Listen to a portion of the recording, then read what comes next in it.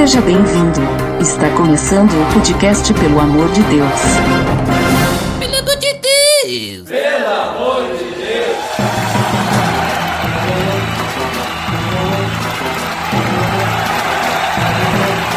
Tá no ar! Podcast Pelo Amor de Deus. Eu sou Ed The Drummer e hoje nós vamos entrar de sola na reforma com o nosso convidado Daniel Kloss. Pois então, né, cara, depois de um absurdo inverno aí, onde fizeram temperaturas de 25 graus, Uau! Estamos de volta. Aqui em Bento Gonçalves foi complicado esse inverno. Quase não conseguimos sair de casa, de tão quente que esteve. Não deu praia porque é serra. Mas hoje então nós falaremos sobre as 5 solas da reforma protestante.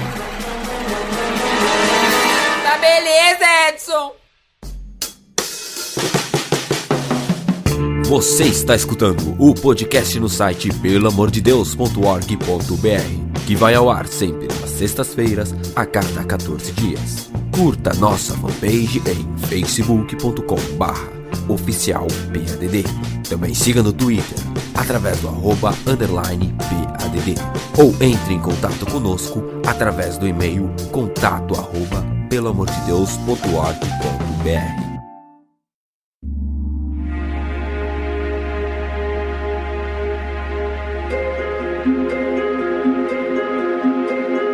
Muito bem, Daniel. Então, como comentar, nós vamos falar sobre as 5 solas da reforma.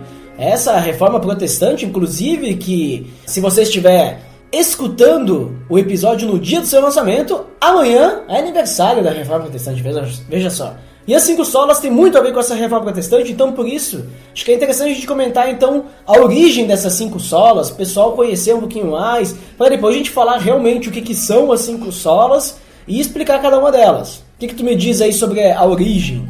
Bom, então assim, né, 5 solas. Bom, o que é sola? Essa sola aí não é uma sola De sapato, nem de também pé, né? havaianas, né? Então, é uma palavra do latim que significa no português somente.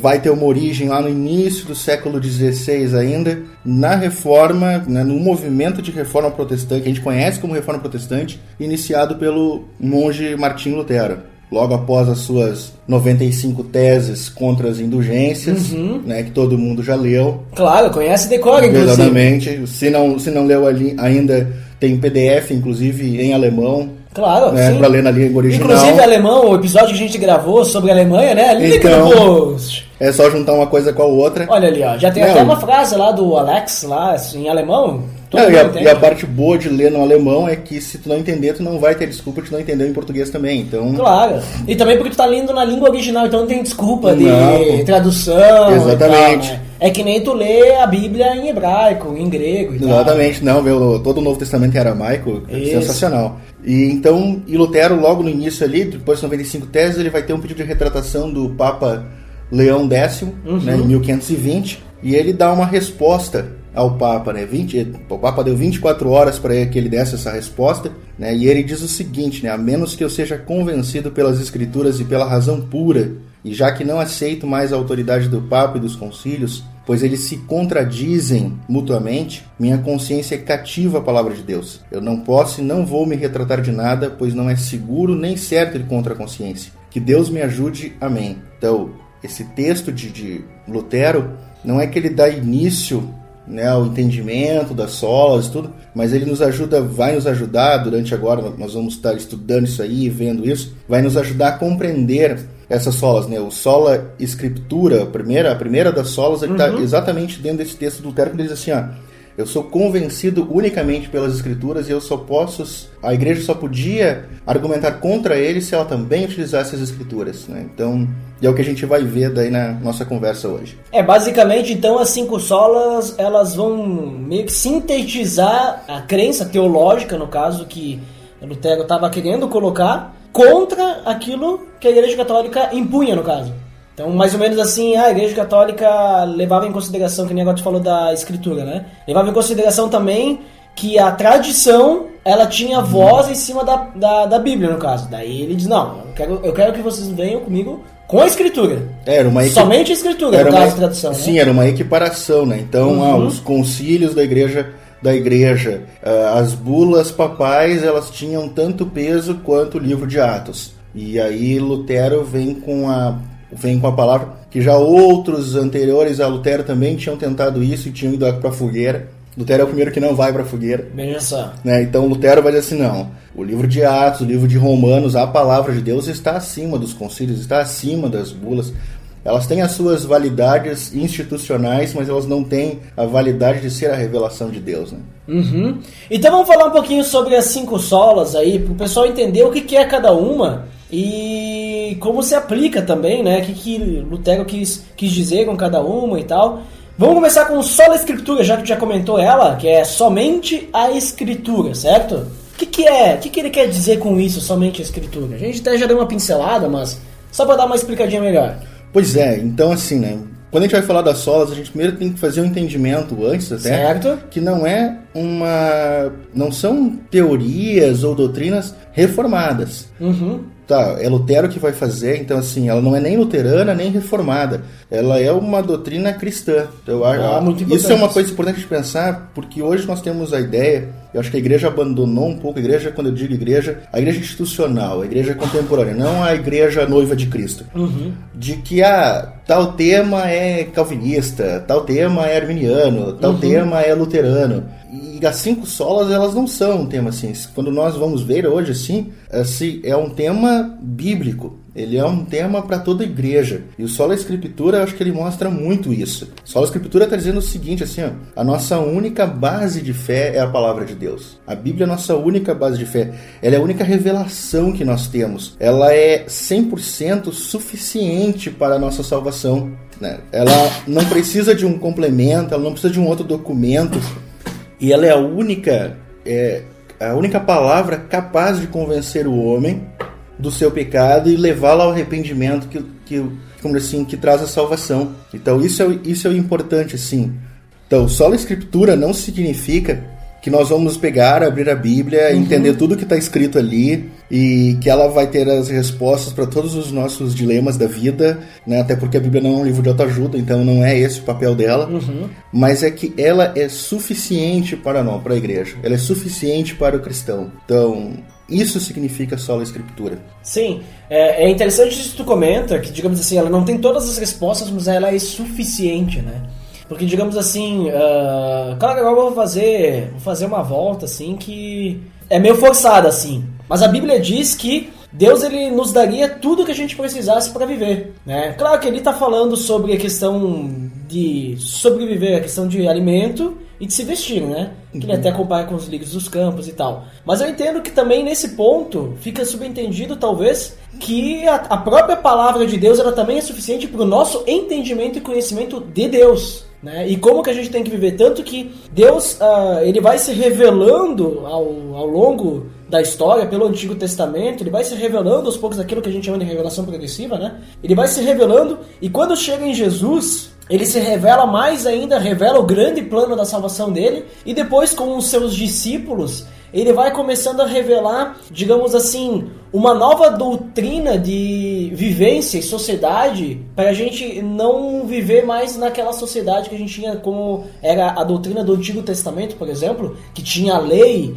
né? E como a gente tinha que conviver um com os outros. E agora, como era um novo povo diferente, a gente tinha o Império Romano e tal, era diferente a vida, né? Então ele vem aí dizer, digamos assim, olha, vocês têm que viver dessa forma, vocês têm que viver, claro, unidos, né? E vocês vão ver divisões. Então eu acredito que no primeiro século, em que Paulo, principalmente, que é o que a gente mais vê escrito na Bíblia, a gente vê ele trabalhando na vida das igrejas através da revelação divina que foi dada a ele. A gente percebe que muito do que ele ensinou para aquelas igrejas, disse, olha, vivam dessa forma, vivam de acordo com a vontade de Deus, nos aplica hoje. E é suficiente, né, que nem a gente falou. Então, assim, a escritura, então, somente a escritura ela é suficiente, não o que a gente inventar, talvez dizer, olha, acho que a partir de hoje a gente precisa fazer a ceia com pão e margarina. Por causa que a Bíblia não diz que não pode colocar mais coisas, né? Mas a Bíblia não diz também que tem que colocar mais coisas. É aquela coisa assim, né? A gente vai ver em Atos lá, a igreja de Bereia sempre avaliando aquilo que Paulo falava. E aonde eles iam buscar aquilo que Paulo falava? Na palavra de Deus.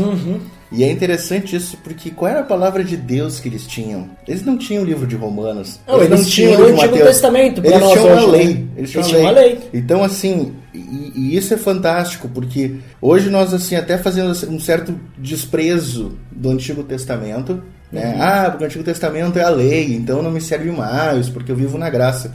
Mas a igreja primitiva, ela buscou a base dela, Paulo buscou a base da pregação dele, Pedro buscou a base da pregação dele. A pregação de Cristo estava baseada no Antigo Testamento. Na lei. Porque Cristo era a tipificação da palavra. Gente não veio para abolir a lei, ele veio para cumpri-la. O único que cumpriu.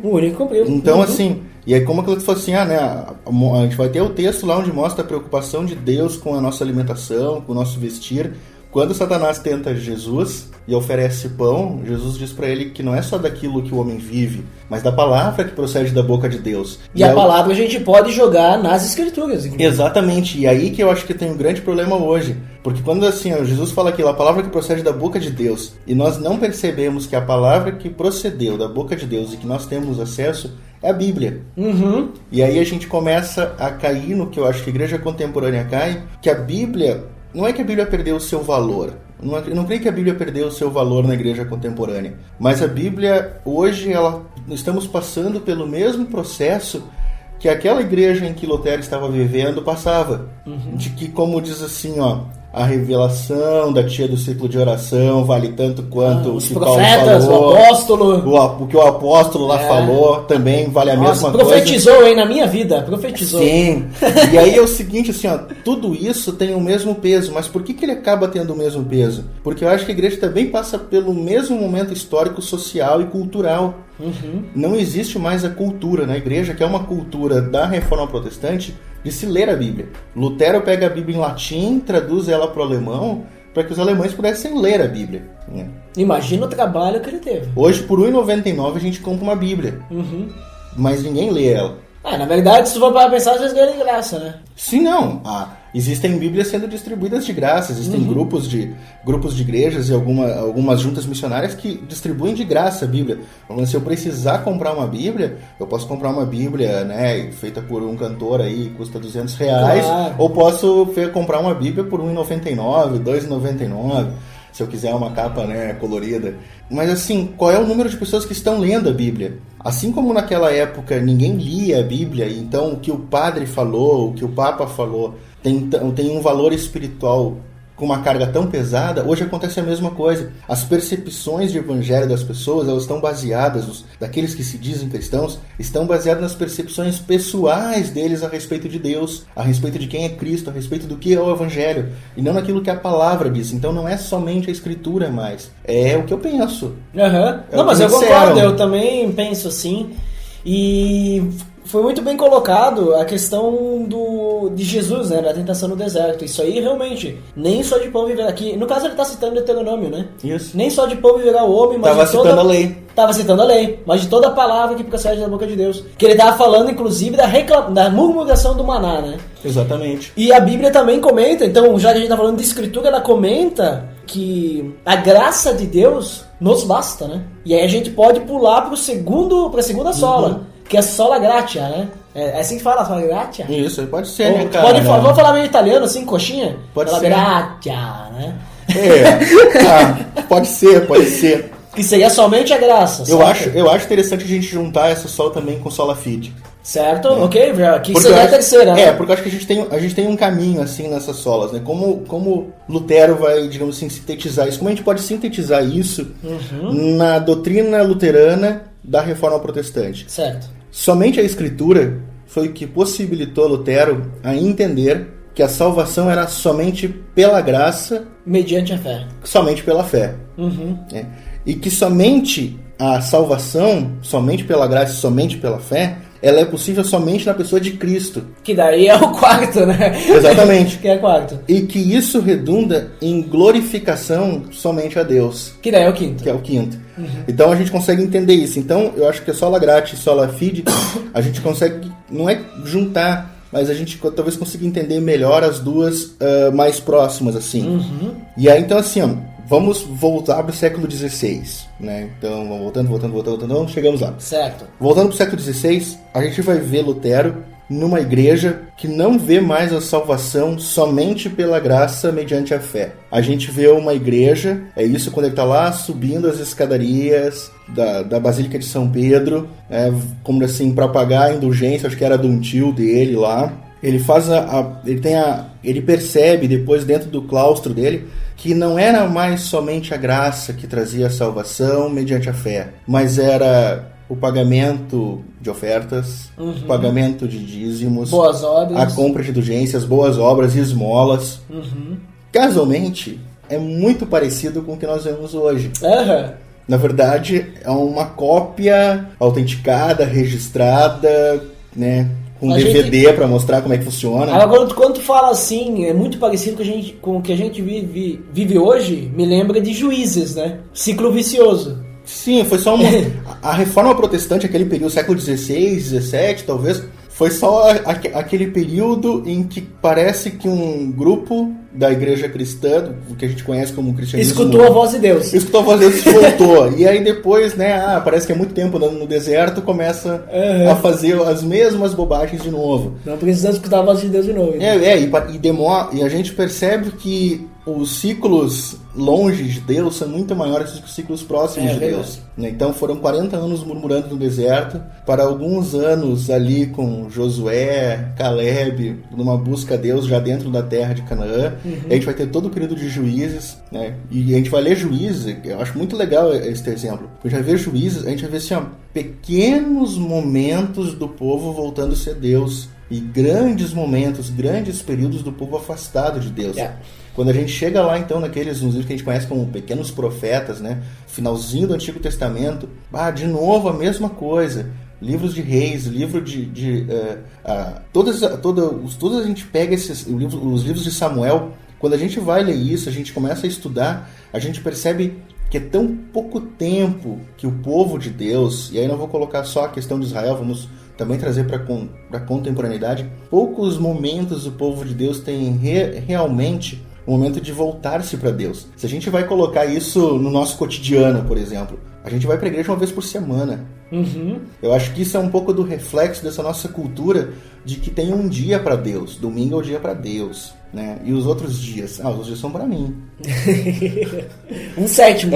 Então assim, Deus, né? Então, isso não é só uma questão cultural. Eu acho que isso também vai afetar o espiritual. Claro. Nós começamos a ver assim, Deus, eu tenho que me vestir de certa forma no domingo, eu tenho que falar de certa forma no domingo, eu tenho que ter um comportamento X no domingo. Agora na segunda-feira é carnaval.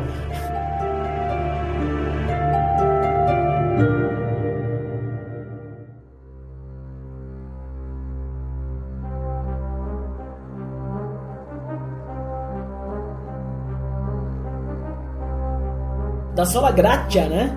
Então é basicamente que a doutrina bíblica da salvação é só por Deus, né? Que antes eles pensavam, que a gente comentou, que tu tinha que pagar a indulgência e tal, tu tinha que fazer a tua parte, assim, digamos assim, fazer um sacrifício, porque o de Cristo talvez não era suficiente, né? E daí só a fé, que daí tu meio que juntou ali, então, é que essa graça a gente só recebe através da fé em Cristo. Ou seja, em outras palavras, para a gente poder receber a salvação de Cristo, nós temos que acreditar que Cristo morreu por nós. Porque se a gente não acreditar, então como é que a gente vai, né, aceitar essa salvação, né? Sim, e aí, só que uma é resultado da outra, porque a palavra vai dizer que a fé é um dom de Deus. Exatamente, então, a fé que a gente tem em Deus é um dom que Deus nos dá. Exatamente, então se Deus não me der o dom da fé, eu não consigo receber a salvação. Eu não consigo acreditar que ele me salvou. Exatamente, também, né? Então é por isso que é aquela assim, é somente pela graça, porque a graça de Deus é que proporciona que ele me dê o dom da fé. E aí, mediante esta fé, eu consigo entender a salvação, eu consigo me tornar filho de Deus, digamos assim, né? Eu estou tentando fazer um resumo. O que eu acho que nós temos hoje, assim, e aí é o grande problema da igreja, é que a gente fez uma hipervalorização da sociologia dentro da igreja, da filosofia dentro da igreja, da psicologia principalmente, e uma psicologia bem vagabunda, bem barata, né? Uma psicologia de autoajuda. Certo. Né? Então, e aí assim, em que a gente pegou e tornou aquilo que é a palavra de Deus, que é a graça e a fé, em exemplos morais e de costumes. Eu acho que um exemplo interessante assim, nós em geral não vemos o que Deus fez por Davi, nós vemos o que Davi fez para Deus.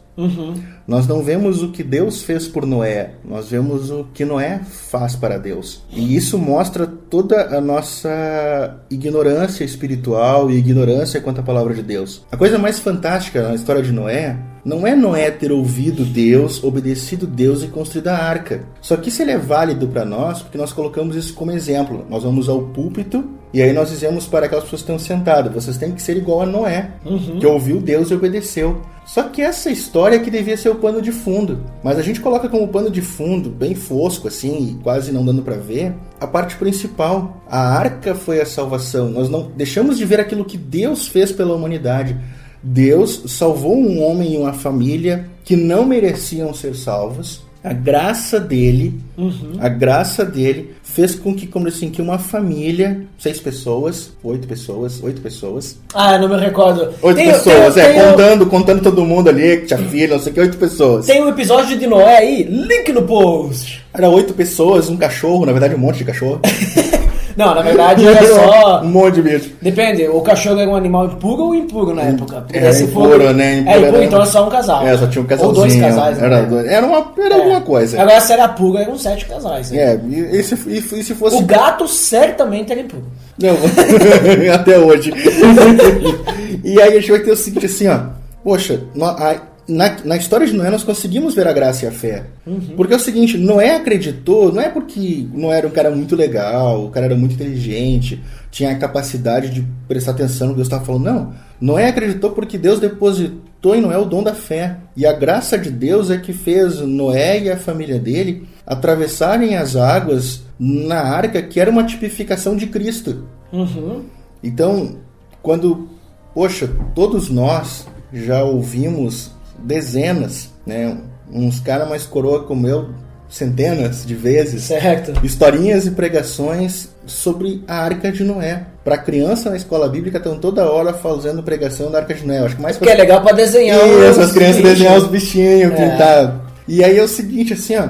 Mas o que nós temos ressaltado nisso? A gente está ressaltando a capacidade de Noé de ouvir Deus e servir como um exemplo moral para nós, ou nós estamos ressaltando a graça de Deus que salvou aquela família? E isso é um negócio interessante, porque quando a gente sai do meio cristão, o que os outros vão dizer? Isso mostra um Deus mau. Sim, que destruiu a humanidade. Nós como cristãos, nós temos que ver diferente. Isso mostra um Deus bom, que salvou a humanidade. Então é esse o ponto. Então a graça e a fé é isso. A fé que possibilitou Davi crer. A fé que possibilitou Davi, por exemplo, não ser condenado pela lei, porque a graça alcançou ele.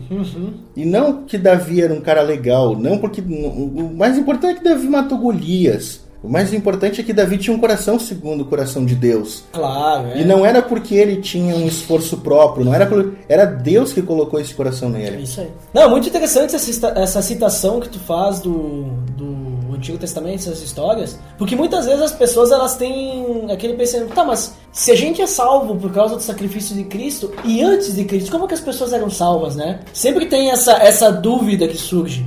E as pessoas elas não entendem que a graça de Deus, ela não é só a partir de Cristo. Ela sempre existiu, né? Ela sempre existiu essa graça, tanto que a graça e a fé, tanto que lá em Hebreus 11 tem os heróis da fé. Que eles foram salvos pela graça de Deus por causa da fé. Antes da lei. Antes da lei, inclusive, também. Abel, que não é antes da lei. Abel não existia lei para ele, e não a palavra diz que o sangue dele clamava ainda. Exato. Então, assim, Abel não estava na lei, Enoque não foi salvo pela lei. E a gente percebe, por exemplo, assim, quando Paulo vem, e até acho, não me recordo se Jesus também falou isso, mas quando ele vem falar que a lei não salva ninguém... E nunca salvou ninguém. E a gente pensa, mas isso é porque Jesus veio. A gente percebe lá em Salmos que Davi começa a falar que Deus não se agrada de um sacrifício se não tiver um coração quebrantado, né? Sim. Então Davi já entendia isso. Davi já entendia que a lei, ela era um ritual, ok? Mas o que Deus realmente queria era um coração quebrantado, era um coração voltado para ele, era a fé no caso, né? porque era a graça de Deus que ia salvar, e a graça, claro, que ia transformar esse coração, né? Então lá, antes de Cristo mesmo, já se entendia que a lei ela estava aí para os usos e costumes, né? O bom costume, a boa convivência das pessoas e o bom relacionamento do povo com Deus. Mas não era a lei que salvava, né? Sim, a gente vai ter... É legal isso que tu falou, porque o que tu colocou agora, a gente consegue ver esses 3 solas que a gente falou. Primeiro é sola escritura. A palavra, Paulo vai dizer, a lei nunca salvou ninguém. Mas quantos de nós já não ouvimos um pregador, um pastor ou até um teólogo chegar e dizer assim, não, porque agora a salvação é pela graça, mas no Antigo Testamento era pela lei. Como no Antigo Testamento era sobre a lei, se a própria Bíblia diz que ninguém foi salvo pela lei? E agora, hein? E aí, então assim, ó, eu já fiz uma negação da própria Escritura quando eu falo que no Antigo Testamento a salvação era pela lei. Já saiu da reforma. Isso. Paulo vai dizer, é isso aí que tu colocou, Paulo vai dizer que a lei, ela serviu de aio, ela serviu de professor, de instrutor. Então assim, ó, ela me instruiu para quê? Para que eu pudesse ver Cristo. A lei apontava a Cristo. A lei era perfeita, a lei era boa. Paulo não disse que a lei era ruim, não. A lei era perfeita, ela veio de Deus. Mas ela não, como assim, o homem não conseguiu ver na lei Cristo. É que o homem não era perfeito. Exatamente, o problema da lei não é a lei, é o homem. Então assim, ó, o homem, como assim, ele olhou a lei como sendo um amontoado de regras, então somente isso, né? E supervalorizou a regra. Como nós fazemos hoje, a igreja faz a mesma coisa hoje. Nós não conseguimos ver, por exemplo, a oferta como uma bênção. A gente não consegue ver a oferta dentro da igreja como diz assim, ó, uma dádiva que Deus nos possibilita que a gente possa estar contribuindo com o reino dele. Não, a gente começa a ver a oferta ou até o dízimo como obrigação e como uma paga, como uma barganha que eu tenho com Deus. Então, aquilo que era para ser algo bom se torna algo ruim. A oferta é algo bom. A oferta é que possibilita o crescimento da igreja. A oferta é que possibilita a manutenção da igreja, a manutenção aí não só a manutenção dos espaços físicos, mas a manutenção da própria congregação em si. A gente não vive num mundo não monetário. Mas assim, ó, a oferta deixou de ser algo bom no momento em que a gente liga a televisão e alguém está pedindo oferta para uso próprio, para benefício próprio. Assim, a gente liga a televisão para a gente ouvir lobo vestido em pele de ovelha, transformando aquilo que é bom em algo mal. É o que o Antigo Testamento a gente vai ver os fariseus fizeram com a lei. Aquilo que era bom se tornou mal pelo homem. Então a gente consegue ver nisso assim, ó, naquilo que tu colocou assim. Então temos a Escritura diz assim, ó, a salvação é só pela graça e a lei não salvou ninguém. Mas aí nós vamos chegar e vamos ouvir uma pregação em que alguém vai dizer, ou uma explicação, não, no Antigo Testamento era pela lei. Então me explica isso que Paulo disse. E aí tu falar uma coisa dessas, tu também se quebra porque mas e antes da lei? E antes da lei, como é que é um salvo? Então se a salvação é pela lei... Então agora a gente tem 3 tipos de salvação. A salvação pela graça, a salvação pela lei, e antes da lei era Deus escolhia quem queria ser salvo, assim, tipo...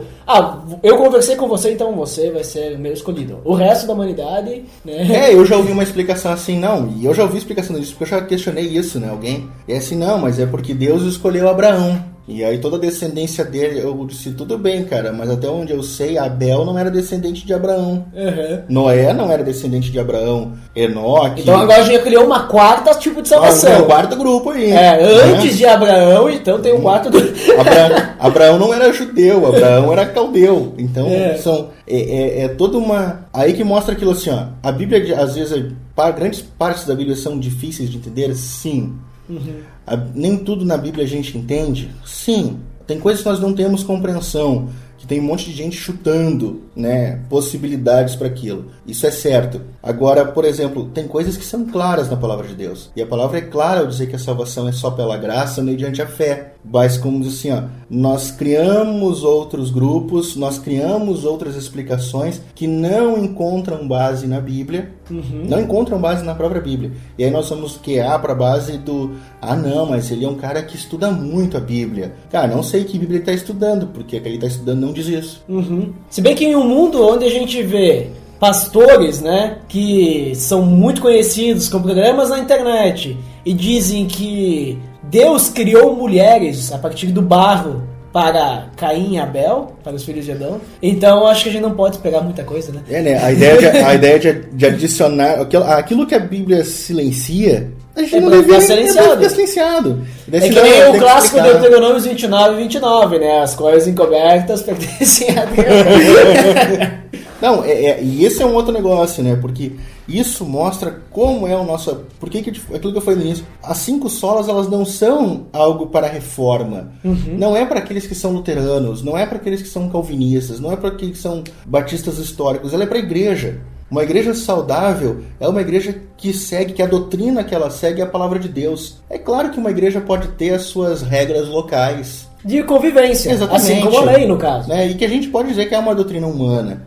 A igreja vai ter, a igreja pode dizer, sei lá, eu posso ter meus pontos contrários a uma igreja que pega e diz que a mulher tem que usar vestido. Tá? Mas assim, ó, eu tenho que entender que isso é uma doutrina humana, tá? E que dependendo da forma como ela é posta, eu vou ser bem leve agora. Dependendo da forma que ela é posta, nem é pecado. Agora, no momento em que eu chegar e dizer assim, não, porque se ela botar a calça jeans ela vai pro inferno, aí vira pecado. Sim. Tá entendendo? Porque aí é o seguinte, se eu falar, é aquela coisa que eu falo assim, olha, é decente se vestir assim, é uma coisa. Eu falar, agora vestir-se assim vai para o inferno, isso não está na palavra de Deus, isso é pecado. Então o problema é que nós fizemos o seguinte, nós pegamos aquilo que era para... Nós sempre fazemos isso. Aquilo que é para ser algo bom, nós tornamos ruim. Então a gente... Vamos pegar um exemplo, eu acho bem interessante isso na questão da graça e a fé. O apelo na igreja. O apelo, ele surge de um testemunho. Então, ora, o que convence o homem de que ele é pecador é a palavra de Deus. Não o testemunho de uma outra pessoa. A pregação tem que ser expositiva da palavra de Deus. Mas aí é o seguinte, só expor a palavra de Deus parece que não salva ninguém. Não, só expor a palavra de Deus é o que salva. Bom, só que se eu chegar num ambiente com 10 mil pessoas e pregar expositivamente a palavra de Deus, talvez 2, 3 pessoas tenham um encontro com Deus. Agora, se eu contar um testemunho daquilo que Deus fez por mim, e eu nunca vou contar nesse testemunho das doenças que eu tive, das lutas que eu tive, dos problemas que eu tenho. Eu só vou contar a glória. Só a benção. Né? Só a benção. E aí é o seguinte, eu vou lá, conto a benção e essa pessoa se converte. Só que, e aí não são 3, são 100, são 150. Só que essas pessoas não se converteram à palavra de Deus. Elas se converteram ao meu testemunho. Elas não querem a palavra de Deus, elas querem o que eu recebi. Certo. Sabe quanto tempo elas vão ficar na igreja? Até elas descobrirem que o que eu ganhei, elas não vão ganhar. Exatamente. E se elas ganharem o que eu ganhei, elas vão querer mais coisas. E se elas não conquistarem isso, com uma salvação delas, e essa salvação bem entre aspas, na verdade são só pessoas, membros de uma sociedade cristã, de um clube cristão. São crentes convencidos. Exatamente, tem a carteirinha de cristão, ele vai fazer o que assim, em algum momento ele vai abandonar, isso pode demorar 10 anos, 20 anos, mas a base da salvação dele foi a experiência pessoal de uma pessoa, não a palavra de Deus. Então, somente a Escritura salva, somente pela graça, somente pela fé. É isso aí. E para esses caras cabe a pergunta, né? Onde está seu Deus agora? Exatamente. É quando a gente escuta assim, ó, por que a gente vê tanta gente saindo da igreja? E a gente vai ver isso, e todo crente já viu isso. Pessoas saindo da igreja decepcionadas com Deus. Mas se tu sentar com ela, tu vai ver que ela não está decepcionada com Deus. Ela está decepcionada com o pastor, ela está decepcionada com o presbítero, ela está decepcionada com o irmão, ela está decepcionada com a tia do ciclo de oração. Então, assim, isso assim, ó, como eu já fui facilitador de célula há muito tempo, né, e tal, já trabalhei muito com jovem, a gente vê isso direto. Começa a vir o cara visitar a célula, vem, né, ensina e tal, a pessoa diz, né, que aceitou a Cristo e tudo e tal, vai, passa um tempo, de repente ela para de vir e tal, aí tu pera a pessoa, e aí, vamos lá e tal. Passa um tempo aí, de repente tu vê que a pessoa não vem mais, tu vai conversar, porque ninguém veio atrás de mim. A pessoa, ela não entende que ela vai pra igreja pra servir, ela quer receber. Exatamente. Ela quer receber, né? Então quem tiver ver depois no Sol e deu glória, o que significa isso? Isso aí. Mas antes, então, já que a gente tá falando de cristianismo, né, e que a gente tá falando de Cristo, a gente tem só os Cristos, né? Então, que tudo isso que a gente tá falando até agora é só através de Cristo, né? Essa salvação, essa fé e tudo, a gente só vai através de Cristo. Que, inclusive, tem aquele versículo, né? Não há nenhum outro mediador entre Deus e os homens, apenas Cristo Jesus, né? Há ressalvas no caso, né? Se a gente for ver a igreja que Lutero está combatendo, certo? A igreja da qual ele faz parte e quer reformar ela. Então, o que a gente vai ter na igreja romana da Idade Média? E a gente tem na igreja romana atualmente. Né? Nós temos aquele panteão de X-Men. Certo? Né? Então, assim, um tem o poder de achar coisa perdida, outro tem o poder de casar as pessoas. Né? Cada um tem um superpoder ali para aplicar e tudo mais. E aí tá como assim, ó. E a gente tem ali uma hipervalorização, né, de Maria. E aí a gente entra num ponto assim que eu acho que é um erro entre os evangélicos. Os evangélicos, de certa forma, e aí eu vou vulgarizar o evangélico aqui, porque aí seria o evangélico que também não conhece o evangelho. De que aí também faz um desprezo a Maria. Então, assim, são dois pontos totalmente opostos. Um coloca a Maria na situação de mediadora, da qual a palavra não faz nenhuma referência a isso. E outros colocam a Maria como não sendo absolutamente, não tendo nenhuma... Nada. Não é nada, não tem participação nenhuma. Não. Entre todas as mulheres que existiam naquele momento no universo existente, Deus escolhe Maria para ser a mãe do Salvador. Inclusive, nós temos um episódio que a gente falou sobre Maria. Link no post. E deixa outro link, inclusive, que o pessoal do BTcast gravou sobre a doutrina católica. E aí tinha um padre lá e ele falou essa questão que a ideia não é idolatrar Maria, mas é venerar Maria, né? Que é diferente, mas é melhor vocês escutarem lá, link no post, o episódio do BTcast, para entender o que os católicos pensam disso. Porque às vezes, que a gente falou, né? O evangélico olha, fica desprezando os católicos, né? Não entendem o que eles pensam, né? Não buscam entender. E muitas vezes também esquecem que essa mulher foi a que educou o filho, né? Porque, querendo ou não, ela teve que educar Jesus quando ela foi escolhida uma madeira, né? Carregou 9 meses na barriga. Acompanhou ele durante toda a vida dele. Esqueceu ele na sinagoga, né? Também desnaturada. Voltou 3 dias depois, não. Ainda demorou uma semana pra achar, né? Maria, ela era meio Woodstock, assim. Exatamente. Mas isso mostra assim, ó. Isso mostra assim, existem diferenças, são diferenças profundas. A Reforma Protestante, ela foi isso, ela é uma cisão profunda entre uma cisão no cristianismo daquela época, mas a gente vai ver assim, e aí a gente vai entrar na questão, é isso que Lutero começa a combater com somente Cristo. É somente por Cristo que eu encontro a salvação. Não é o santo tal que vai fazer isso, não é o santo tal que vai me curar. Não, é apenas Cristo. Ele é o mediador entre os homens e Deus. É ele, como diz assim, que vai... é ele que me ouve. Ele é suficiente. E ele é o único, é suficiente. Tá, e aí a gente volta agora... Isso foi século XVI. Nós estamos no século XXI. Muito século, 5. Passou uma porrada. E aí é o seguinte, a gente chega no século XXI e aí a gente pergunta para um cristão se é somente Cristo. E aí ele, claro, ele como cristão vai ter que dizer que sim. Mas ousa falar de alguma bobagem que o pastor dele falou. Ousa falar contra algum milagreiro desses aí. Não tocais no ungido do Senhor. Não, toca no ungido.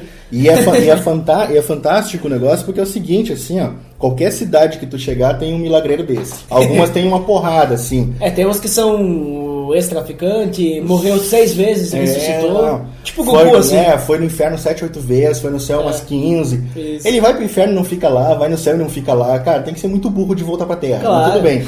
Aí assim, ó. E aí o cara pega... e vê, uma cidade como a nossa, cara, tem 100 e poucos mil habitantes e deve ter uns 15 desses aí, tá? Pega uma cidade grande. O mais fantástico é o seguinte, é que esses caras fazem milagre todo dia, curam gente todo dia e o SUS é um caos. Não tem impacto nenhum na saúde na saúde da cidade, não, continua não tendo vaga em hospital nem nada. Cara, e a gente, poxa, aqui em Bento deve ter uns 15, cara, desses aí, meu, era o suficiente pra chegar ali no Taquini, cara, e liberar as filas. Tu sabe que isso que tu tá comentando, eu tenho ouvido muito falar sobre a questão da igreja evangélica no Brasil, né? Tem crescido os números evangélicos, mas não tem diminuído a criminalidade. Aumenta.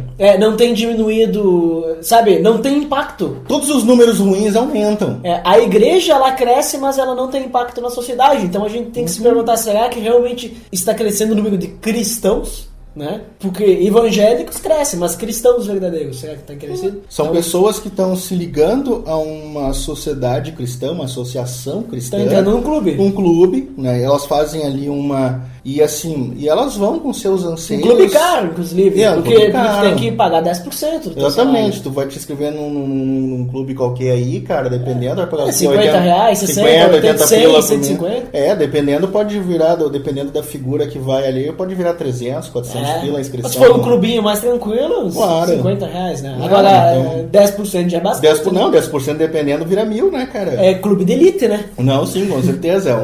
É aqueles clubes antigos, assim, né? Que tinha aquelas tias lá para as festinhas dançantes final de ano.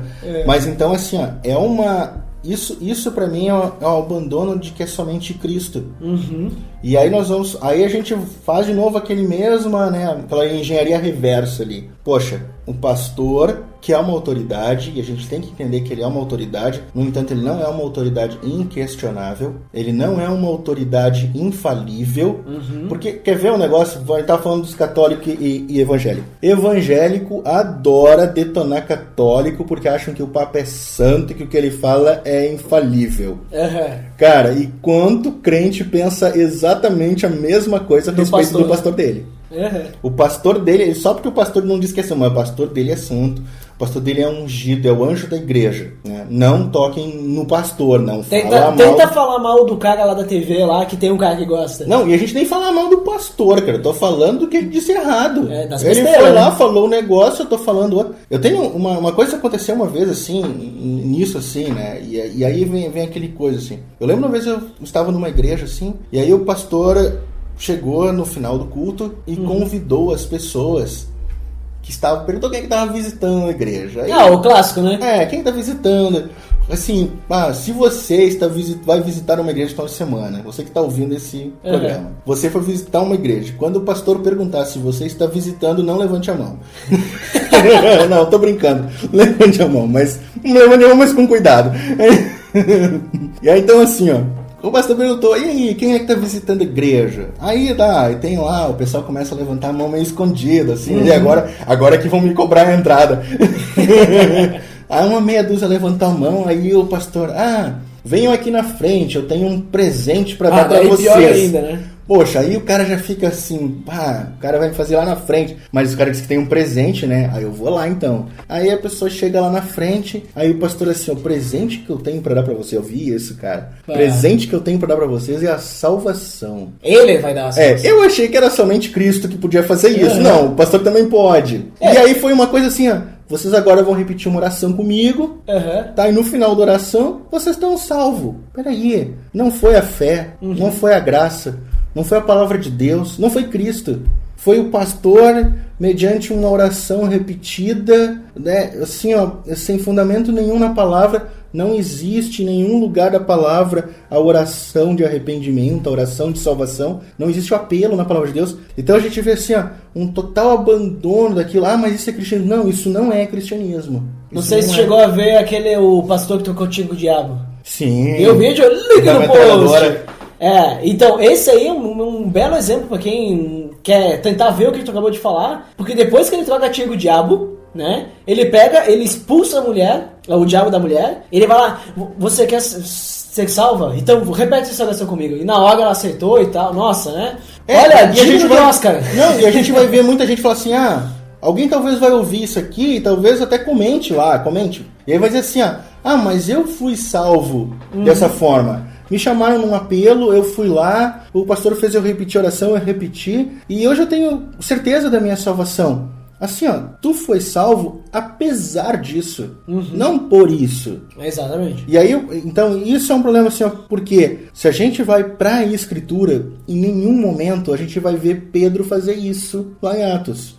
A gente vai ler um monte de carta de Paulo e a gente não vai ver uma única instrução de Paulo para que façam isso. Ele não diz, repita a sua oração comigo. Ele não tem nenhuma instrução. Se arrependam, né? e aceitem. Então, assim, não faz parte disso, mas fica uma dica aí. Procurem conhecer a história de um cara chamado Charles Finney. Olha aí, é bem interessante. Aí vocês vão entender onde começou o período de música na igreja, né? Esses cânticos curtinhos que ficam na cabeça. Repete 50 vezes. Onde começou a ideia do apelo e tudo mais. E vai ver que não é bíblico. Né? Vai ver que foi um advogado que resolveu virar pastor. E aí tinha ideias muito boas, né? E que muita gente copiou depois. Então é bem interessante. Charles Finney é o nome dele. É legal ler a história dele. E outro ponto, assim, nessa Eles Solos Cristos, é que normalmente as pessoas, isso aí dá pra perceber claramente, que colocam na figura do pastor como a pessoa que pode chegar até Deus, né? Ele é o mediador.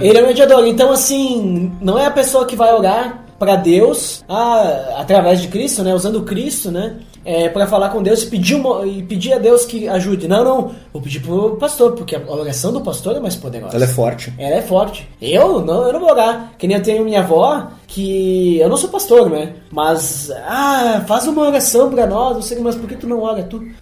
A tua oração e a minha vai ser igual, vai ser a mesma. Aí às vezes o cara acaba orando, né? Porque a pessoa não entende também, a Bíblia diz, né? Que até Paulo que fala em Romanos que as pessoas que são fracas, a gente não pode ficar também tirando chacota da pessoa que são fracas. A gente tem que entender a fraqueza dela. Não, com certeza. Ajudar ela a se fortificar. É o que a Escritura manda a gente fazer. Isso, que ele usa a questão da lei. Se essa pessoa ela não entende que tu pode comer carne de porco, não fica comendo carne de porco na frente dela. Também não fica dizendo, porque você é burro, você não sabe que não. Não, respeite isso. Exatamente. Espere o tempo dela entender e você coma no seu momento, mas não na frente dela. E da mesma forma, a pessoa que é fraca, não fique cobrando, olha só, essa pessoa tá comendo carne de porco, esse é um pecador, não sei o quê. Mas tenta entender, né? Então esse respeito que Paulo fala. E nessa questão assim de que a gente coloca na figura do pastor muitas vezes uma pessoa que tem o poder, né? A gente percebe que a glória a gente tem que dar só a Deus, que é a última sola, né? Só lhe deu glória, né? A glória tem que ser somente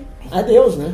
Eu acho que aqui a gente pega bem a questão do culto hoje. Então, assim, vamos colocar qual é a nossa cultura hoje. A cultura... E assim, alguém pode dizer assim que, a cultura do consumismo, ela atinge todo mundo, tá? Ela nos atinge em diferentes graus, mas ela nos atinge, de alguma forma nos atinge. Então, eu tenho um carro, eu quero ter 2, tá? Se eu tenho 2, por que não ter 3? Tá? E se eu tenho 3, por que não ter 4? Ainda que eu seja uma pessoa só. Se tu mora em São Paulo, tu pode fazer um rodízio. Em São Paulo é uma boa. Em São Paulo tem uns 3, 4 pelo menos. É quase uma necessidade. Né? Mas a gente vai assim, ó. E se eu tenho um carro, meu carro ele é 2014. Tá? Mas é o seguinte, cara, saiu um modelo novo, 2015. E a maçaneta agora é da cor do carro. Uau! Sabe? Isso é fantástico, mudou todo o meu carro, cara. Entendeu? Assim, ó. O outro era um motor 1.8, sei lá, cara, não tem nada de carro, com 118 cavalos, cara. Esse tem 119, meu. É um cavalo mais, né? Sabe, isso aí vai fazer eu subir as ladeiras aqui muito melhor, cara. Aí, então assim, ó, e eu vou investir minha vida pra isso. O negócio é que essa cultura, ela entra dentro da igreja. Querendo ou não, a gente coloca lá pra dentro da igreja. Eu, por exemplo, sou consumista. Eu coleciono algumas coisas. E eu gasto nisso. E quando a gente olha assim, a gente precisar ter o cuidado, a gente não vai levar isso pra dentro da igreja. Então é aquilo assim, ó. Todas essas coisas nós fazemos. Aí alguém pode dizer assim, não, eu não sou ligado em consumo. Não é assim. Tu tem o teu celular há mais de 3 anos? Eu não conheço quem tem um celular há mais de 3 anos. Tá, eu acho que talvez a minha mãe. Não, minha mãe não, com certeza não. Minha mãe troca a cada 6 meses. E aí então a gente faz essa coisa assim de, por exemplo, e a gente leva isso pra dentro da igreja. E aí o que acontece? O que é o só lhe deu glória? É a glória somente a Deus. O culto é centrado em Deus. Isso é um negócio interessante na Reforma Protestante, que Lutero, dentro das igrejas luteranas, entrando numa igreja luterana hoje, entrando numa igreja reformada hoje, você não vai ver o púlpito no meio da igreja, né? Não vai ver ali os bancos e bem no meio o púlpito. Vai vendo mais na lateral. Você vai ver o púlpito deslocado para o lado. Isso era uma questão mais figurativa. Mas atrás ali, o que está virado na frente é o altar. Então, assim, um culto, como eu falei, é uma questão figurativa ali, né? Obviamente não é isso porque Deus não está corporeamente ali. Mas o culto é centrado em Deus. A figura do pastor, a figura do pregador, a figura do membro da igreja, ela não pode, não deve ser central, porque o culto é para Deus. Só que nós não vamos mais ao culto para prestar culto a Deus. Foi tudo que tu falou assim, nós servirmos a Deus. A gente não vai no culto para prestar culto a Deus. A gente vai no culto para prestar culto a mim. Ah, como assim? Eu quero ir no culto porque a minha semana foi muito ruim. Eu quero ouvir uma palavra. Eu preciso renovar minhas energias. Exatamente, vai me dar ânimo. Ah, eu tô precisando. A gente vai indo a alguns níveis mais ultra mega espirituais, né? Eu preciso receber uma revelação. Eu preciso receber uma palavra. Eu tenho que receber uma oração. Eu tenho que receber. Mas e não isso somente. Mas também, muitas vezes, até a palavra, ela é feita para a pessoa. Exatamente. Às vezes, o louvor é feito para a pessoa. Isso O louvor contemporâneo, isso, ele é extremamente egocêntrico. Exatamente, que nem eu participo do louvor lá na igreja que eu congrego, e eu comentei, assim, eu disse, tem músicas aí que eu não gosto, assim, que às vezes até nem canto. Tem uma música lá que é só voltado, Deus me ama, e Deus me ama. Sendo que o original, ele nos ama. Então, assim, ali tu já começa a quebrar, por exemplo, assim, eu tô falando só de mim, Deus me ama, eu não faço nada por Deus, é só que Deus faz por mim. E outra, eu tô excluindo toda a congregação. Bom, tudo bem, pelo menos se ainda fosse Deus nos ama, olha só. Não é nem adoração comunitária, né? Deus, olha como que Deus nos ama, e Ele nos ama unidos, né? Ele nos ama nessa nossa comunidade. Não, é só eu não quero mais ninguém, né? E as pessoas, elas não entendem que o momento do louvor é o momento em que a gente adora, na igreja, né? No culto, assim. É o momento que a gente adora a Deus em comunidade. Não é a minha adoração a Deus, é a minha adoração junto com a do meu irmão ao meu lado e junto com todas as pessoas para que a gente cante uma só voz. As pessoas esquecem isso e as pessoas pensam, aí começa a colocar música, nossa, olha só, eu estou louvando a Deus, mas só que eu posso louvar a Deus, eu deveria louvar e adorar a Deus diariamente com a minha vida, né? E no momento do culto eu tenho que adorar junto com as outras pessoas. Então tem que ser um negócio congregacional, né, que eu chamo. E também tem que ser voltado para Deus, né? Que nem tem uma música que eu falei que essa música, nossa, eu acho péssima no momento de louvor. É uma música muito boa para motivar, mas péssima pro louvor, assim, quando a gente tá louvando a Deus. Porque a música diz, você tem valor, o Espírito Santo se move em você. Já ouviu essa música? Sim. Quero que valorize o que você tem. E né? É bem antiga até. É muito antiga essa aí, nossa, essa aí é do tempo lá do Vencedores por Cristo, acho. Não, e aí que tá aquela coisa assim, vamos pegar assim, nós não temos valor nenhum. Não, e daí assim... Na palavra de Deus. Não, mas daí eu escuto assim, mas tem tal pessoa... que ela veio um dia aqui na igreja, ela escutou essa música e ela se converteu. E ela falou, foi essa música que me fez me converter. Apesar disso, não é essa música. E daí assim eu penso, cara, tu tem que escutar uma música dizendo que tu tem valor pra Deus, pra te converter, e a Bíblia, né? Aquilo que a gente tem falado até agora, né? Sim, a palavra vai dizer assim, que Deus conhece a nossa estrutura e sabe que somos pó. Isso mostra que nós não temos valor algum. É que nem eu escutei também num outro podcast. Beleza, por causa que... eu não dou muita bola pra pregação no domingo. É aquelas igrejas que acho que deve ter todo dia culto, sabe? Aí tem o culto da família, o culto não sei o quê. Eu não escuto muito, porque aquilo lá é mais evangelismo. Sim. Eu digo, cara, da onde que a pregação no domingo tem que ser evangelismo? Eu acho que não tem que ser nada evangelismo. Eu acho que o culto do domingo, no caso, né? Ele tem que ser, que nem tu comentou, tem que ser expositivo. Tem que ser ensino. Né? A gente não vê Paulo ou Pedro, que nem tu citou. Por exemplo, quando Pedro ele vai lá no dia do Pentecostes. Sim. A pregação que ele faz não é uma pregação apelativa ou evangelista. Ele faz uma expositiva. Ele está dizendo, olha, sabe o que vocês sabem? O que vocês conhecem? Então, vocês estão seguindo o caminho errado. Vocês têm que seguir nesse caminho. Ele não está dizendo, aceitem a Cristo. Não, ele está dizendo, olha, aquilo que veio, tá se concretizando. Vocês têm que agora se arrepender. Se arrependam. Então, as pessoas estão pensando que o evangelismo que tem que fazer é o cristão. Não o pastor na frente do púlpito, né? E é aquela coisa seguinte, vamos pegar, assim, tu falou ali de Pedro, né? Porque daí tu tira o centro de Deus, claro, né? Vamos pegar Estevão. Estevão é colocado no meio de um monte de cara que conhecia muito a lei. Tá? O que Estevão faz? Estevão vai e conta a história do povo hebreu. Cara, vai lá, pega Atos, lê o que está escrito lá em Estevão. Estevão não fala do poder de Deus. Estevão não fala assim, você tem muito valor para Deus. Vocês fariseus, Vocês têm valor para Deus. Deus ama vocês. Deus quer tirar vocês dessa vida. Deus quer... Estevão não faz isso. Estevão vai lá e conta a história do povo hebreu. O que Estevão estava fazendo com aquilo ali? Estevão estava enaltecendo o poder de Deus que conduziu o povo hebreu até aquele momento. E conduziu o povo hebreu pelo Mar Vermelho, conduziu o povo hebreu pelo deserto, conduziu o povo hebreu através do Jordão, como assim, fez o povo hebreu conquistar a terra prometida. Então assim, Estevão estava enaltecendo Deus. A pregação ela tem que enaltecer Deus. Vamos pegar um exemplo, eu acho que o maior exemplo de mostrar como está deteriorada a pregação e de como está, como assim, a palavra de Deus é abandonada. A gente não prega mais a cruz.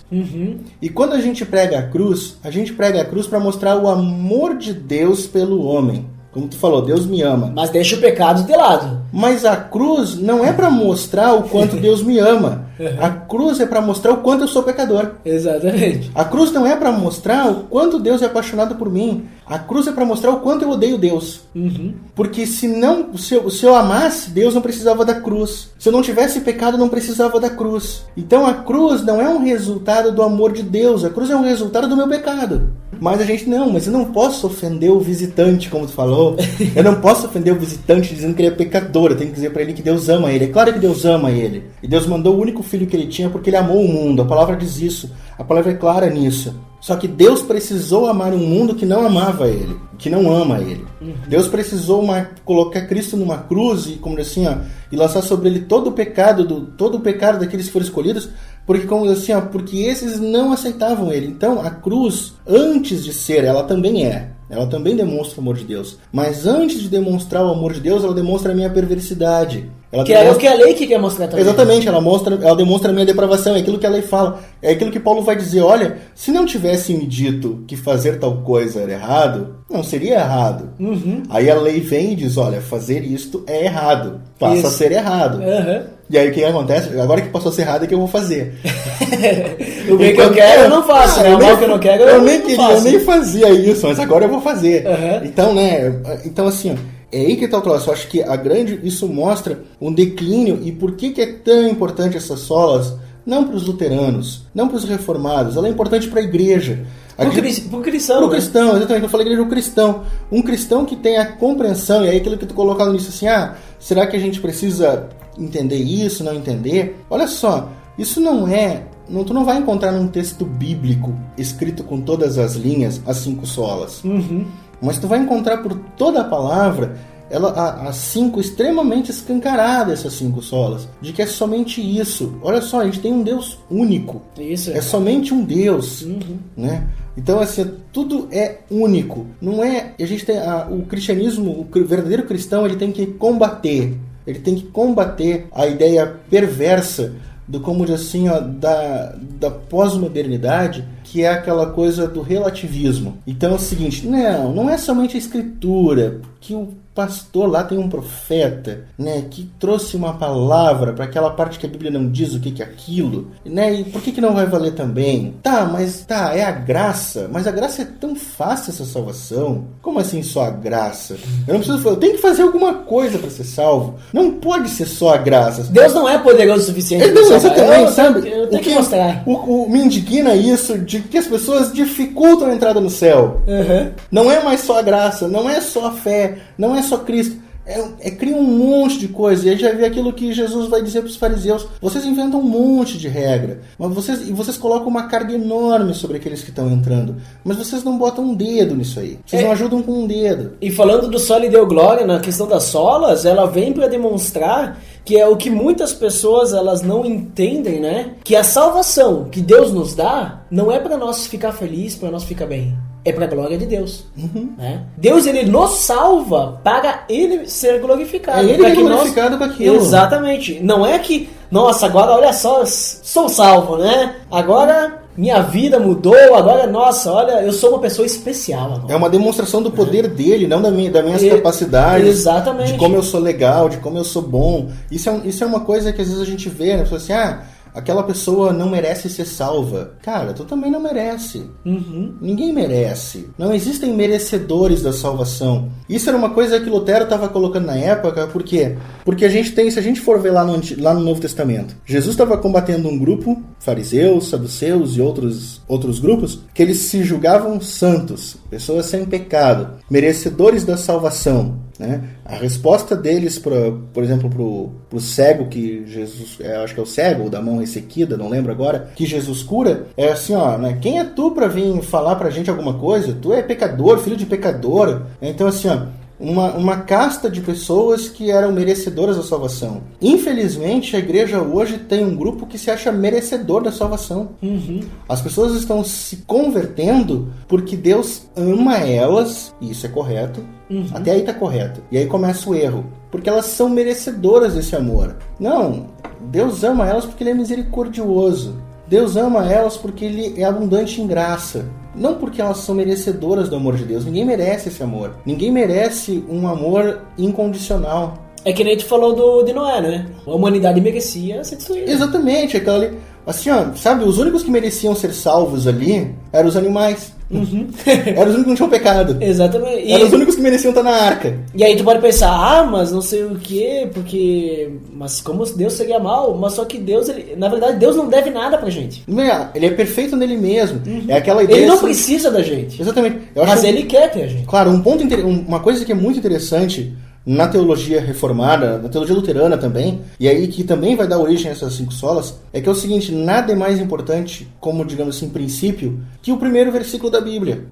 No princípio era Deus. É isso aí. Então é o seguinte, assim, quando eu começo, eu acho que é impossível nós entendermos esse versículo, tá? Eu acho que é impossível. Mas eu acho que assim como é impossível a gente entender a cruz. Assim como é impossível entender a Trindade. Exatamente, são coisas que assim, ó, porque a gente tem uma explicação tem dentro da nossa limitação mental, mas assim, ó, quando a palavra diz no princípio era Deus, significa que Ele é perfeito e suficiente em tudo que Ele é. E Ele não nasceu. Exatamente. Então, Ele não começou a existir. Quando ele decidiu fazer o homem, quando Ele disse assim, façamos o homem à nossa imagem e semelhança, Ele não está buscando alguém para bater papo.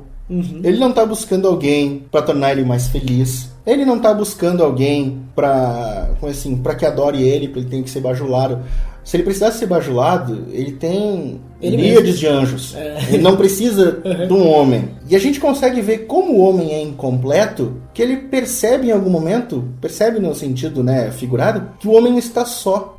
Então assim, ó, o homem precisou de companhia, tá? Se ele tivesse feito a mulher antes também, ele faria a mesma coisa, faria o homem depois. O homem no sentido que homem e mulher, o homem precisa de companhia, o homem precisa da coletividade. Deus não precisa. Só que nós esquecemos que no princípio era Deus, né? Então assim, ó, a gente apaga no princípio era Deus e a gente pula para façamos o homem à nossa imagem e semelhança. Aí agora nós somos a imagem e semelhança de Deus. Nós somos importantes, né? Como é que a gente não vai ser importante? Como é que a gente não vai ser valioso para Deus? Como é que tu não vai ter valor para Deus, cara? Isso. Não, o Espírito Santo se move. Exatamente. Olha só, cara, que fantástico. E ele no início ele se movia sobre a face das águas. E agora ele se move em mim, cara. Imagina. Então assim, ó, isso mostra o quanto nós somos egocêntricos, e isso nós levamos para o culto. Nós levamos isso para o culto. O nosso culto, o culto contemporâneo, ele é um culto que não é mais centrado em Deus. A melhor das igrejas, a igreja mais bíblica que possa existir, ela está tão envenenada por essa questão humanista, que ela pode até ser muito centrada em Deus, mas ela não consegue ser centrada totalmente em Deus. Em algum momento eu tenho que pegar e numa pregação e mostrar para aquelas pessoas que há uma solução na vida delas. Não, é como aquilo assim, ó, eu vou pregar a palavra de Deus, eu pego a Bíblia. Eu há muitos anos já prego, e eu já tive meus momentos neopentecostal. Então assim, eu tenho um passado sombrio. E ainda assim, mas graças a Deus eu fui num apelo e me converti. Eu fiz uma oração forte e fui perto disso. Na verdade, o pastor fez uma oração mentira. Isso, foi. Ele falou, eu repeti. Era um pastor tradicional. Aí então assim, ó, foi uma bem tradicional, assim, né? Então foi bem legal. E aí é o seguinte, assim, ó, a gente vai que a palavra de Deus fala a respeito de nós? Quando a palavra de Deus fala sobre nós? Se a gente olhar em toda a Bíblia, a gente vai encontrar em Apocalipse 20. É a única vez que o homem aparece na Bíblia. Eu tô lá, tu tá lá, tá todo mundo lá. A gente tá lá, despido de nós mesmos, na presença do trono branco. É a única vez em que a gente aparece na Bíblia. Onde Cristo aparece na Bíblia? Em toda ela. Cristo aparece no Jardim do Éden. Cristo aparece em Abel, Cristo aparece no dilúvio, Cristo aparece na travessia do Mar Vermelho, Cristo aparece naquela pedra que está acertando a cabeça de Golias, só para citar o que a gente colocou hoje aqui. Sim. Algumas histórias que a gente colocou aqui. Cristo aparece ali, mas quando a gente vai para uma igreja e a gente escuta uma pregação, a gente não vê Cristo na pregação. Eu vejo o Daniel na pregação, eu vejo o Eduardo na pregação, mas eu não vejo Cristo. Eu vejo o quanto a Bíblia se preocupa comigo. A Bíblia não se preocupa comigo. A Bíblia se preocupa em apresentar Cristo. O Antigo Testamento inteiro aponta para Cristo. O Novo Testamento inteiro aponta para Cristo. Mas a gente consegue, de alguma forma, tirar Cristo e nos colocar no lugar. Colocar o homem no lugar. E aí a gente tá tirando o sólido e a glória. E aí a gente tira toda a glória que é de Deus. Sim.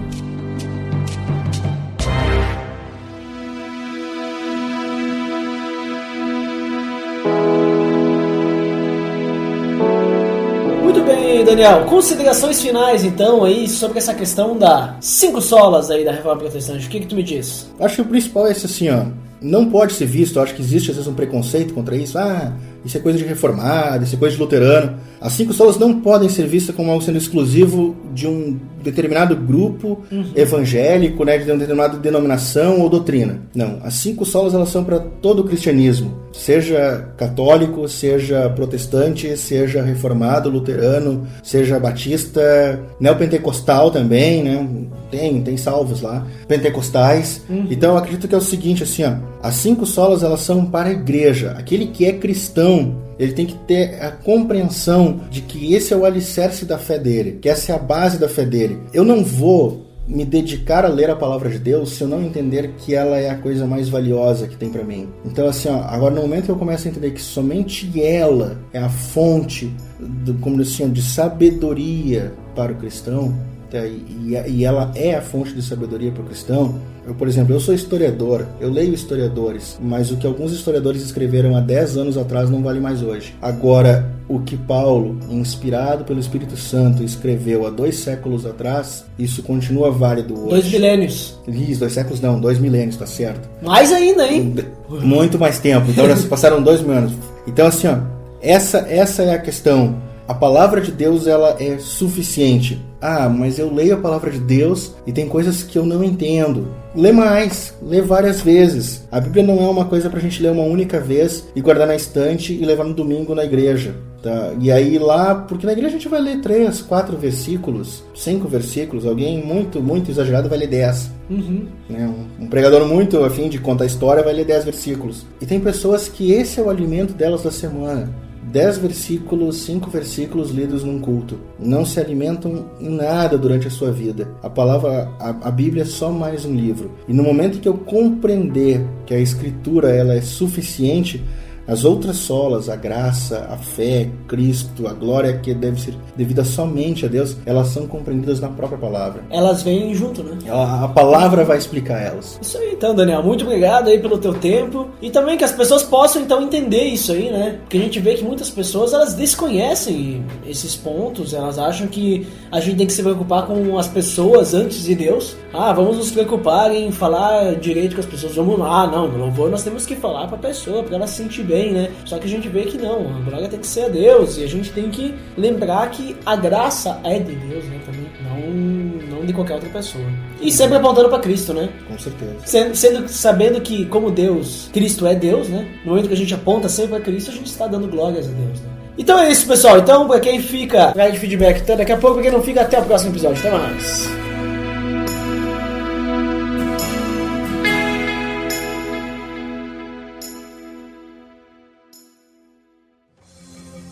Atenção! Você está entrando na área de feedbacks. Fique ligado!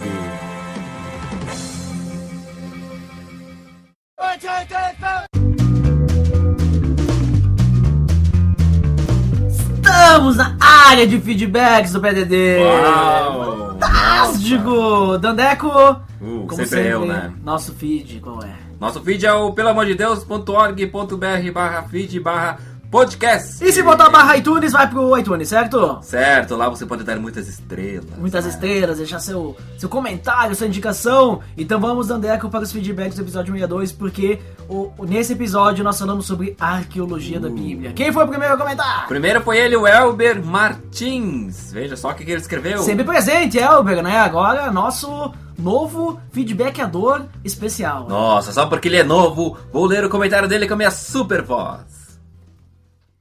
Esse podcast me lembrou quando eu tinha lido Por que a ciência não consegue enterrar Deus? E a Bíblia tinha razão. Quando comecei a ver que ter uma fé racional não era um problema. Ao contrário, hoje vejo que é a solução para o caos que a igreja brasileira anda. Veja só o comentário de Elber Martins, que é uma pessoa batráquio, né? Pessoa helps, né? Pessoa helps e o Dandé com sua voz estrogonoficamente sensível. Vamos ao próximo, muito obrigado, Elber, vamos ao próximo. O outro é o Luiz F. Nunes. Que disse? Primeira vez que escuto esse podcast e gostei bastante, muito conteúdo bom, um abraço. Veja que temos um ouvinte novo, olha só. E nesse episódio aí que tivemos sobre arqueologia, ouvinte novo aí, volte mais vezes, Luiz. Espero que ele esteja escutando esse episódio também, né? Quer dizer que ele voltou, né? Veja só. Rodrigo Chaves é o próximo. Opa, a única coisa ruim neste episódio foram as piadas do Ed. A gente tenta, né?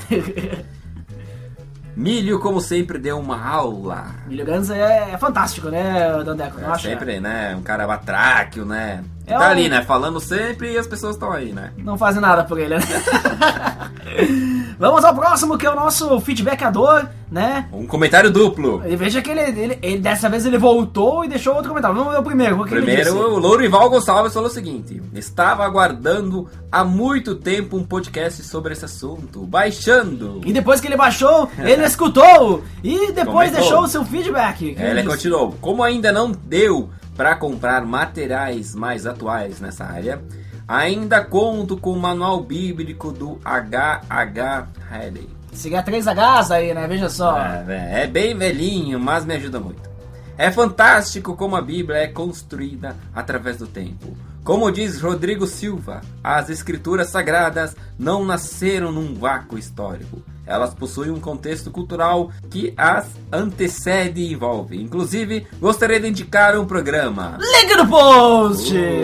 Veja programa só. Evidências aí do Rodrigo Silva. A gente quase foi atrás do Rodrigo Silva, mas a gente tava com pressa pra gravar esse programa, daí não convidamos. Veja só. Então, as leituras acabaram por aí. Olha só, então temos as indicações. Muito obrigado a todos os que deixaram seu feedback. Aqueles que não deixaram, né? Sintam-se à vontade para deixar seu feedback no nosso site. Agora as indicações, Dandeco. Temos uma indicação ali sensível e estrogonoficamente fantástica. Que é os CabraCast 35. O amor de muitos esfriará. Você acha que as pessoas, Dandeco, estão esfriando o seu amor ao próximo? Eu acho que sim, que a cada dia que passa nós estamos mais frios e mais frios, né? E cada vez, né? Daqui a pouco vai vir a nova era glacial, né? É verdade. Era do gelo. Porque o calor humano está se apagando, né? Isso aí, link no post, os CabraCast 35. Então acho que por hoje é só, né, Dandeco? Hoje é só, pessoal. Até mais. Até mais. Dedo de Deus.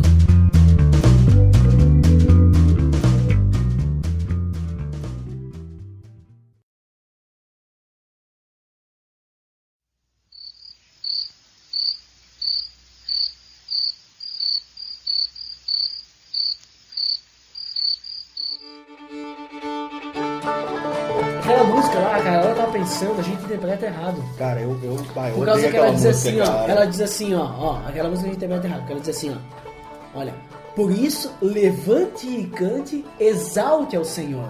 Você tem valor, o Espírito Santo. Então, assim, na verdade, quem tem valor é Deus. Sim. Deus tem valor, Deus tem valor, o Espírito Santo se move em você. Uhum. Só os gestinhos que fazem são errados.